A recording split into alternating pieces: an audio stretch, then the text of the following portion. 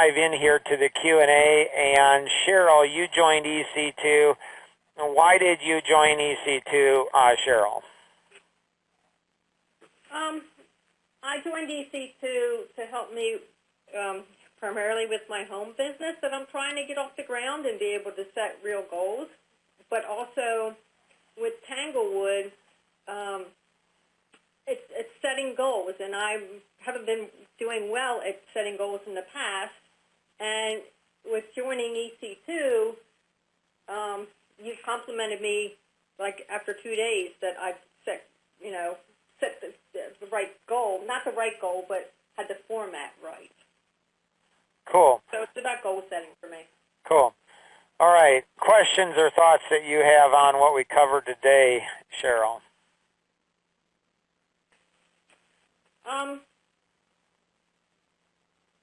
It's like you have up on the screen, the income machine is how do these roles feed into that? I mean, like if I have a personal business, how does this feed into this? So there's the 5 time management freedom fighters, and so we either do work ourselves or we delegate, systematize, contract out, hire someone, or partner with someone. So those are, we either do the work ourselves, but if we do that, we don't actually ever end up owning a company. We always own a job. So if you looked at your own business and figured out how that's going to bring value to Tanglewood and how Tanglewood could bring value to you and how you could bring value to Synergy or, Ken Bucci is a CPA, have you thought about how you can bring value to others and how they can bring value to you? I have not. I haven't thought big picture enough. It's big and small. Part of it's that. Part of it's leverage. So that's another great course, that True Life Masteries. It's a 7-week course. And it's how to leverage our 7 T's: time, talent, treasure, trust, true, temple, and thought. And so we all have 7 T's, and the natural law is that when we're good stewards with those 7 T's, then we get more of them. We get more time. So I have an abundance of time. I have an extra 20 hours of free time a week. I take 1 week off every month. Why is that? It's because I'm a really good steward of not only my time, but other people's time. I just don't waste time. I don't waste mine or other people's time. And so looking at leverage and how do we go ahead and leverage ourselves, our own 7 T's, to bring benefit to others, and how do we help others see the benefit that we bring to them? Make sense? Got it. Yeah, it does. Cool. Any other questions or thoughts? No, I'm good. Kathy, questions or thoughts you have? So the EC2 course, is that a course on the internet? It's actually not. It's a community of people. It's a community of people. I've never been part of anything quite like it before. It's it's for really everybody. Like, I've got 3 of my 4 daughters. I've encouraged them to get in. They have. My 3 sons, I'm still working on that. My wife's involved. I'm working on getting, one of my grandsons is involved. It really is designed to help people gain clarity in, all areas of their life. Mm-hmm. And so it's like, what do we want clarity on? And so people who come into this are coming from all different ethnic, age, gender, education, everything. And so it's very interesting. I've been looking for something like this for over 30 years, and I've never experienced anything like it. It's absolutely, life-changing. It's very cool. Other questions?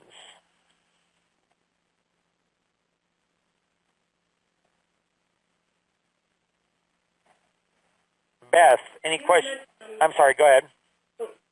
You mentioned the Life Masteries courses. Seven T's and a few other ones. Is that something else, I guess, that's available from your DNA for Success website? If you go to clarity.dnaforsuccess.com, so clarity.dnaforsuccess.com, that will get you into the Clarity website. If you want to go in, find out Engineer Clarity Community EC2, just go to the front, down here. In Engineered Clarity, it brings everything together, so people, business, life. Business is economic engine, so it's not business, it's economic engine that we all have. And then there's different things, like if you go into life, these are the 500 plus natural laws that govern the universe. And so there's a bunch of stuff here. There's a weekly calendar, there's a web paper or white paper library, and that's where it's driven, the different roles. So there's over 100 white papers that have been written, and it took Life Masteries, 10 years or something to figure out how to organize them. And so they have different phases. So phase 1 is learning to think differently.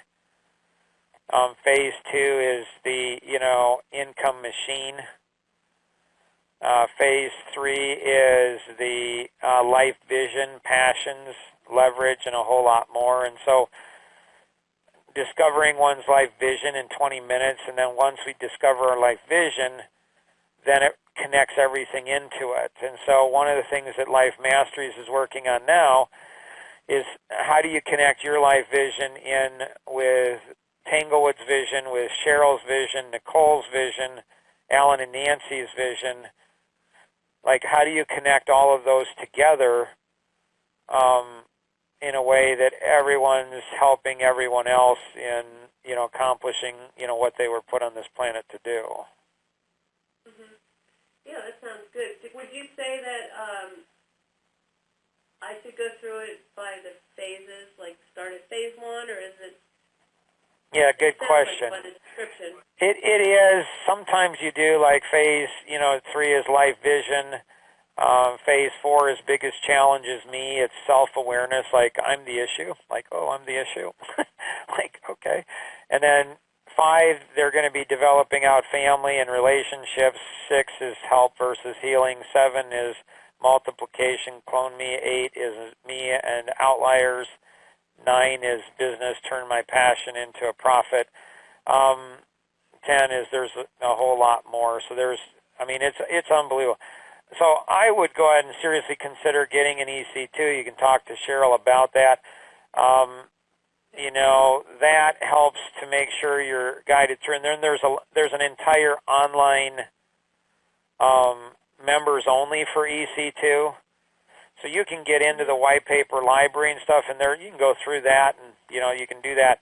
But if you get into EC2, it gives you more of a guidance through it, and then there's other resources that are available. So I would, seriously look at EC2, getting into that, because it'll guide you through it and take you down a custom path more than just kind of a generic one to make sure you're doing, just the right things. Yeah, that's what I was kind of wondering, because looking down through the phases, like some of them caught my eye, but I didn't know if it should be more of an orderly approach or if it was just It's living in the creative world versus the world of habit. It's called fuzzy logic, actually. There's actually a name for it. So the left side of the brain is very linear. The right side of the brain is very nonlinear. It's 60,000 times more powerful than the left. But you got to learn how to use both of them. Like you don't want, like there's times to be creative, but it's maybe not when you're driving your car, or your car. Like you don't want creative, with the bridge. Oh, we have a creative bridge. It falls, it fails, it collapses. We want it solid. So fuzzy logic is using the left side of the brain and the right side of the brain, simultaneously. And so It's being able to go ahead. And so if you can explain how you came up with the process, you probably haven't used left and right. The left side of the brain is where you're going through and figuring out, like, for example, I was just given my life vision at the age of 8. Like, there's nothing my parents did, as far as I know. There's nothing I did. It was just like a gift to me. Mark, here's your life vision. It's like, whoa, okay, cool. But it took me 30 years to figure out how to put that life vision into a system and a process where other people could discover their life vision in 20 minutes. So I said, this is what happened to me, and people were like, okay, well, that's never happened to me. I'm like, yeah, I don't know what to say. I mean, I don't know. I don't know. Like my 3-year-old granddaughter says, I don't know, Grandpa. It's so cute. Like, I don't know, Grandpa. And so it took me 30 years. I'm like, everybody's got a life vision. I knew that, but I didn't know how to help people, to go through and do it. And like clear communication, number 4, that was actually written, I don't know, 3-4 years ago out at Tanglewood when we came in and visited. That was the number 1 thing that they said was a challenge, was clear communication. On that same process, Nancy, asked about how do you live your life vision. Okay, so you discover your life vision. Great. How do you live it? We still haven't gotten that down to a science, as far as I know. I haven't gotten it down to a science yet. I hope that doesn't take another 30 years to figure it out. But it's cool to be part of a community, a group of people that say, hey, yeah, I want to be successful in my career, but I want my marriage, I want my kids, I want to help other people, I want to impact other people. It's not just about me, it's something much bigger than that. Right. Make sense? Oh, absolutely. Cool. Alan, Nancy, questions, thoughts, anything you all have? So, Mark, I have a question. So, as you're trying to establish rapport with someone and you see something really kind of special in them, and you think, hey, maybe I should use the tool of, trying to encourage them, but maybe it's a little too far. Maybe it kind of gets into the kind of seduction of, trying to move them. What's the danger of doing that? Well, everything that is a strength is a weakness. Everything that's like, oh yeah, I've got, there's hundreds of them. And he talks about the perfect lap. And later in the movie, it's really cool, where he's like, Mom, that was the perfect lap. Dad just ran the perfect lap. So I think the same thing is true with human beings. It's like the perfect lap. Like if you push them too hard, it'll break them down. If you don't push them hard enough, well, then they don't achieve their full potential. And so I think the amiable, again, obviously I don't know the answer because I can't give it in 3 minutes. So I'm still messing with this myself. Nancy, I cannot figure this out. But it seems like the amiable is very susceptible to praise. And, so the amiable is very susceptible to praise. And so you got to be careful on praising them because it seems like to me, they'll tend to say, okay, I'm doing great. No, you're in 7th grade. You know how to do simple addition. No, so the amiable seems to can rest into complacency very, very quickly. The expressive is vulnerable to praise because they actually kind of go too far with it. The analytic, it can go into their head and they can think, wow, I am really smart. The driver, obviously, I don't know why, because I'm a driver. So personally, like my international speaking coach, when I was 25, I took her 3-day boot camp. And at the end of the first day, she's like, Mark, honestly, I have to be honest with you. you are the most god-awful speaker I have ever seen in my life. And I'm like, oh, that's awesome. That's awesome. Like, Linda, thank you so much for being honest with me. Like, so I have no place to go but up, right? And she just looked at me and rolled her eyes and says, you know, you're like a masochist. Like you love pain. You just, you know, and so I don't know that every driver is like that. No, they're not. So I have a blind spot. I don't think giving me praise makes it go to my head. Maybe it's the 7 kids, Nancy, and what I've experienced with them and how humbled I am as a dad and how I think I'm just a really pathetic father. A lot. And so, I don't know, Nancy, but that's what I got. So, Mark, Mark, so say you are kind of doing that. You're giving praise, you're a driver, and you're giving praise to someone, but you're using your experience. You do know the other personalities. I mean, how do you know when to say, hey, you know, maybe maybe I need to tone it down a little bit, you know, because like you said, the amiable goes to their head. I'm an amiable, you know, goes to my head, right? So I think that I'm great, so I don't need to press in so hard. You know, typical, you know, that's what an amiable does. So, well, again, I wouldn't say that's blanket either. But that's kind of in a general... Maybe. It's my perception. Yeah, your perception, right. So, because you want people to grow. Right. Want to stretch, you know, like you want to stretch, and you're stretching because you're stretching by confronting people or doing what we're doing. Right. And I just wondered where is the dashboard or the gauges, or where is the, you know, okay, I'm on empty now, or I'm at a quart of a tank, and now I got to fill it back up again. You know, how do you gauge that internally, or see it, or do you check in with that person? You know, is there something that you can say? How do you feel about this? I think it's all of those things. If you invite criticism a lot,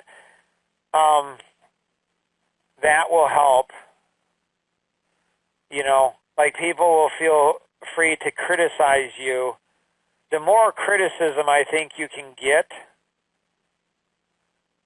the better I think you are. And so when you went ahead and shared something with me recently about how you thought that I may have, I mean, how I heard it is I did, but maybe I did, I don't know. So I may have, giving myself a little bit of room, encouraged somebody, and that might have created a laziness in them. Like it never even dawned, like I thought, well, that was a driver person. I don't think that happened, but I do know there's at least 1% truth. I'm like, well, that's easy. Yeah, I'm sure. Well, maybe it's more than 1, Mark. Maybe it's 10 or 20 or 30. So I think like there's this eagerness to be wrong. There's this eagerness to catch myself in making mistakes or helping other people. Yeah, I catch myself and say, hey, you miss up there. And I'm like, wow, I never saw that. Like, okay, cool. Huh. I better be more careful next time. Like, I better... So I think it's in inviting people to be highly critical of us, I think helps us to grow, like, really fast.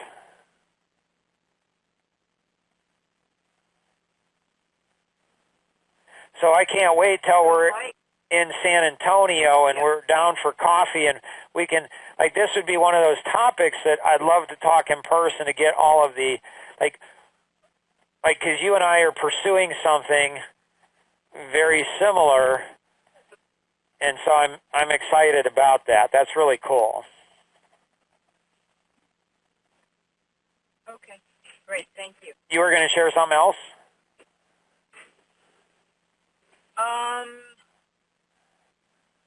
So my experience, which I tend to always, whenever I say something about my experience, I have to always remember reflection, reflecting back on me based on what I say. You know, the reason that it is so prominent in me, I think, usually means it's inside of me as well. So, so my experience is that, for the most part, most people become defensive. Now, they can be outwardly defensive, or they can just kind of shut down, right, and not really explore the criticism or the observation that you have. So how do you break down that barrier? Because that seems to be like the stop. That's the wall that I suffer, I have to deal with, and I see others have the same issue. Are you familiar with the blackout principle? You have been talking about that recently. Yes. So I just got it back, and so I can get that over to you. That should be posted up soon. And so this is something that I've really leaned into a lot, really hard in the last 2-3 months, where, like, I wouldn't vaporize people, but they would shut down. They wouldn't reply to an email or a phone call. They'd go silent on me. So it'd be like, that's weird. So in Ford versus Ferrari, when Mr. Ford got in the car and he soiled himself, maybe, he wasn't used to, like, the G-forces. He wasn't used to the speed, that and a whole bunch of other things. And then my youngest brother, you know, who I've had an interesting relationship with, and so he and I have been connecting a lot lately, and he said when he read my emails, it's like he blacked out. And I'm like, oh my gracious. And so I think when we say something that's hard for some, like they haven't processed, they've never thought about this. Like I was saying to an employee of one of our clients, I said, has anybody ever told you that you lack integrity? And the person's like, no, nobody's ever told me that. I'm like, really? Okay.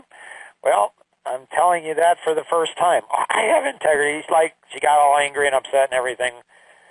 And it's like, so if somebody has never, like if their brain has never even processed something, considered it, when they get that new thought, the brain is going to attack it. And if they don't discipline themselves to kind of press through that, and that's why I think, Nancy, like for EC2, I think it's going to do all the heavy lifting. Like, I don't want to go ahead and be hard on my grandkids. But I do want them to succeed in life and not fail epically. So with my 7 kids, what I did is I put my relationship on the line a lot because I didn't want them to fail. But that's really painful. And I don't have, I'm not going to have as much time with my grandkids as I did my kids. So what I'm hoping for EC2, and I'm seeing it happen actually, is for EC2, which is not a human being, it's a community. So I'm hoping that EC2 will, like I can just say to somebody, hey, you might want to go check this video out. So then they can receive whatever percentage of truth, so they're exposed to it, and they might come back and say, well, Mark, what did you think about it? Well, because I'm a grandfather now. I don't really want to go ahead and get into arguments. I don't want to hurt people, but I do want people to grow. I want them to figure things out. I don't want to have to be the one to do everything. Maybe I'm getting lazy. I don't know. Hopefully wise. And so I think the blackout principle has been really helpful to me, so I can visualize this person's not been in a car that's going this fast or plane this fast. So how do I help them do they want to be in the car? I mean, if they don't, fine, it's fine. You don't have to be in the car. I don't know if any of that makes sense, Nancy.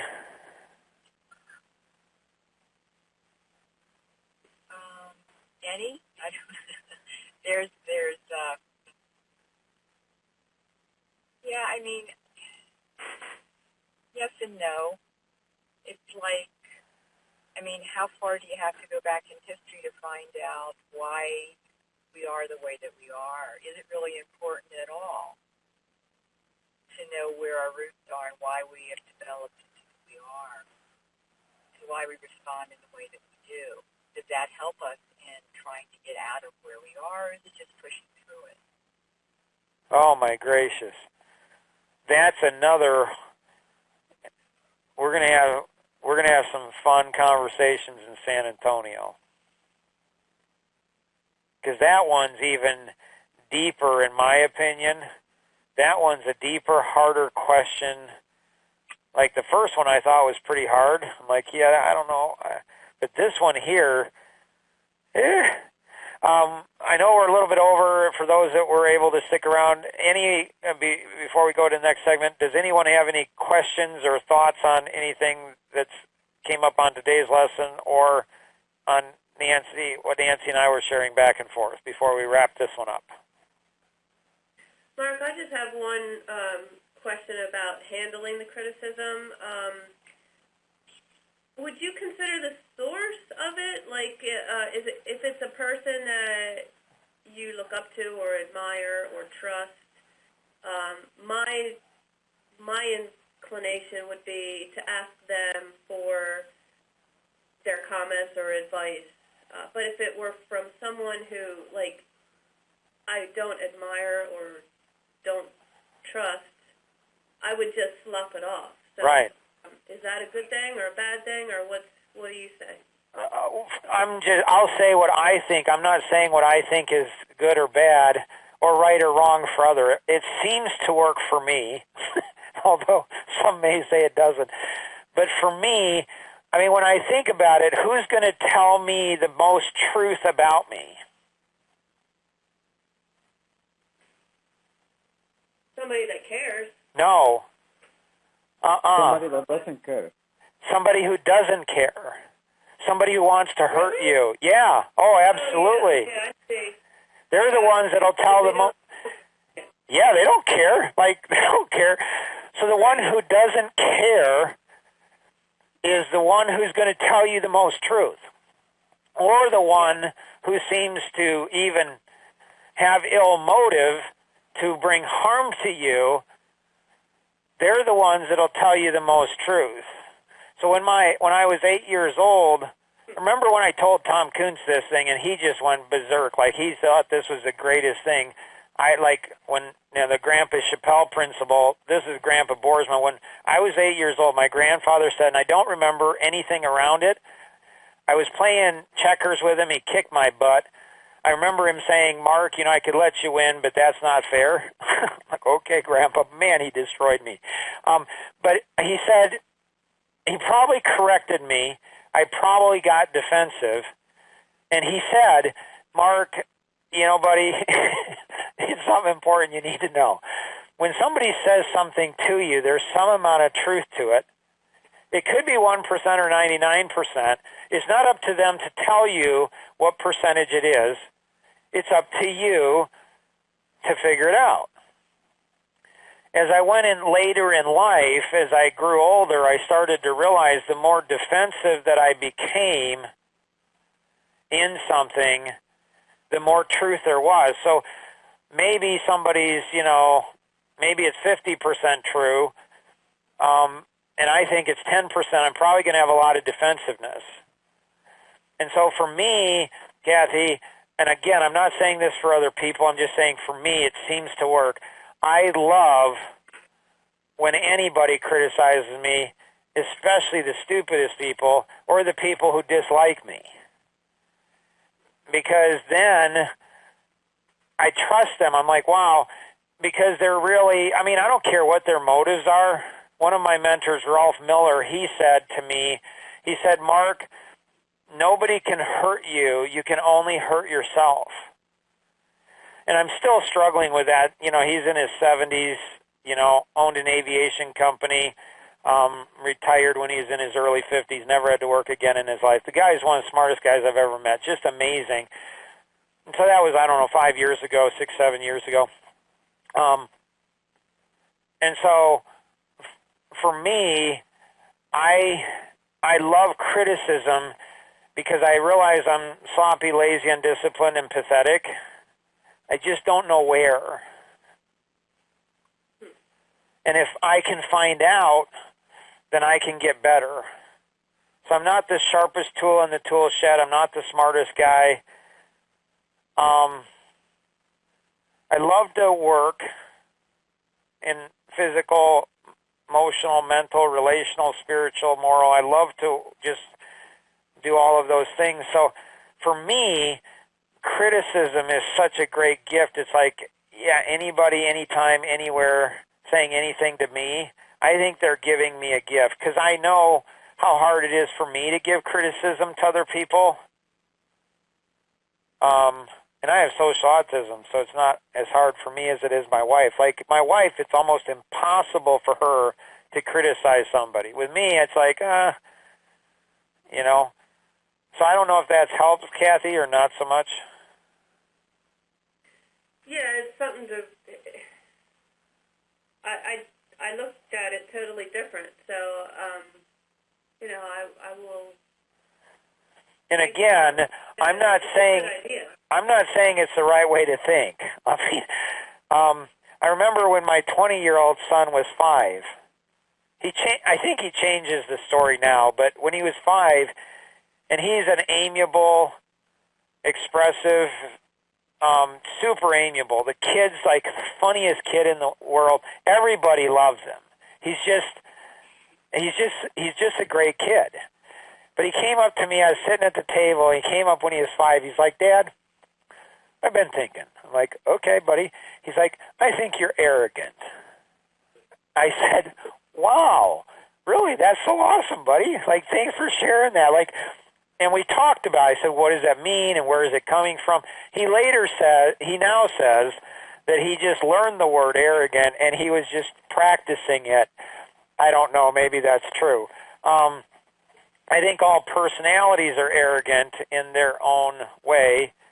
So I think the key is, Kathy, is to help people to realize I think a certain way. We all do. It's not that it's wrong. Like, I didn't realize this. My youngest son is 15 or 18. When he was 15, I wish I'd have known this, years earlier. So 3 years ago, the most important job of a parent, which I think is the most important job of a leader in a company, is to teach our kids how to think properly. And that's not thinking how we think. That is thinking in the most effective way. And that's the accumulation, I think, of a community. And if people cannot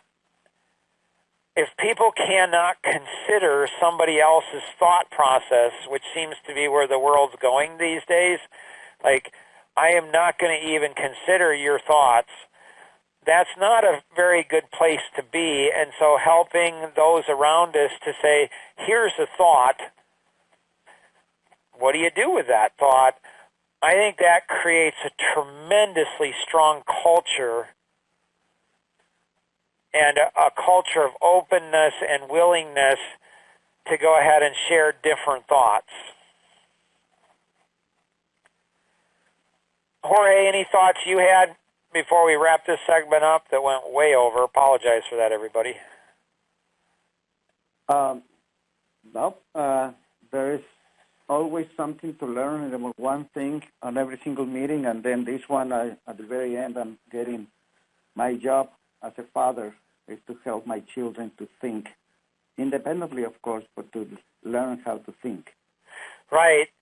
And so it's cool as my kids have gotten married and they have spouses, and my oldest son came back to me about a year ago, and he says, "Dad, I thought you were really hard on Mom a lot, but now that I'm married, I see where you're coming from. Or when they have kids and they're like, never understood why you thought like, but I get it now, Dad. They're not saying they agree necessarily, but they're seeing that, hey, I'm not as smart as I thought I was. Maybe I judge Dad too much. Maybe I judge Mom too much. Maybe I'm judging other people. Like, can we be honest and share our thoughts? Anyone else have any thoughts before we wrap this one up? And that's the thing, like in EC2, like the white paper of the concept of selfishness, I'm continued to be surprised on how many people read that white paper and say, I've never thought of that before. Like, it's never even crossed my mind. And so I don't think, Kathy, there's a white paper out there. I don't remember. There's 100 of them, so I don't know. Maybe it's in one of the white papers. But I don't think in any of the white papers there's the topic that you addressed is who should you take criticism from? And so I don't think that's documented. As far as I know, that's not documented anywhere in EC2 or Life Masteries or the white paper library. And so that could be something in your journey. You used to think like that, but now you say, oh, here's another way to think about it. And as you're going through that journey, if you wrote something on it, it doesn't have to be long, it doesn't have to be a book, it could be a page or 2 or 3 pages or something.